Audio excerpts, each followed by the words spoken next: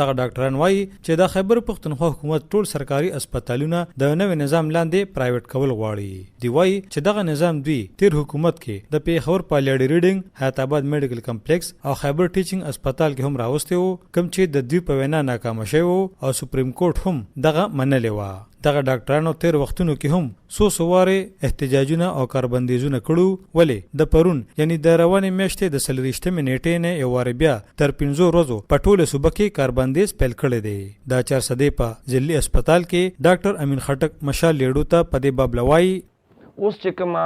منصوبه را روانه ده ډي ایچ ار ایچ په شکل کې، چونکې دا تجربه الریډي په ترشي کې هاسپټل لکه ال ار ایچ کې ټي ایچ ایچ ام سی او سونه ټیچینګ انسټیټیوشن په هغه کې ناکامه شوه او سپریم کورټ په هغه باندې ریزرویشن وکړل چې لکه دا یو ناکامه تجربه ده او تاسو په دې کې خپل دغه وکړئ. نو د هغې باوجود چونکې ګورنمنټ اوس سره د دې ناکامۍ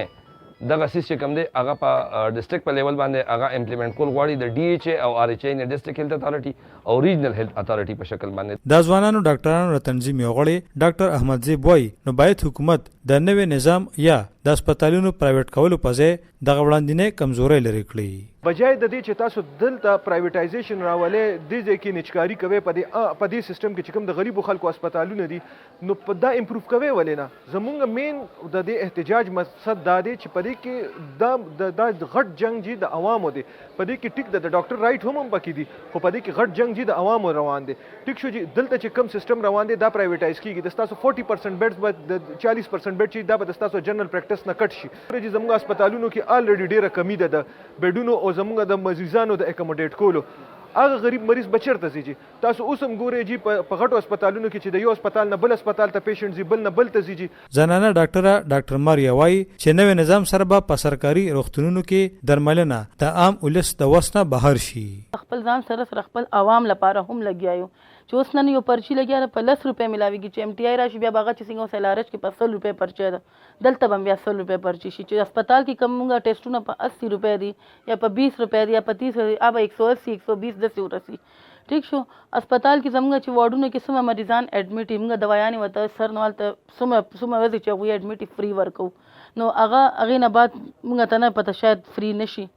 یو عام وګړی بهرمن وکیل وایي چې باید حکومت د ډاکټرانو غوښتنو ته پاملرنه وکړي ځکه چې د دوی په وینا د دوی د کاربندیزونو نه عام ولس ډېر اغېزمن شوی دی. ډېر زیات چې کم دي نو غریبي طبقې سره تعلق لرو او که مثلا موږ ته د هر یو شی خدای مکه پرایویټ شي نو موږ خو مطلب دی چې د اسپیټال د ډاکټران دلته لکه مطلب دی مفت ګوري بیا که حکومت دا پالیسي اختیار کا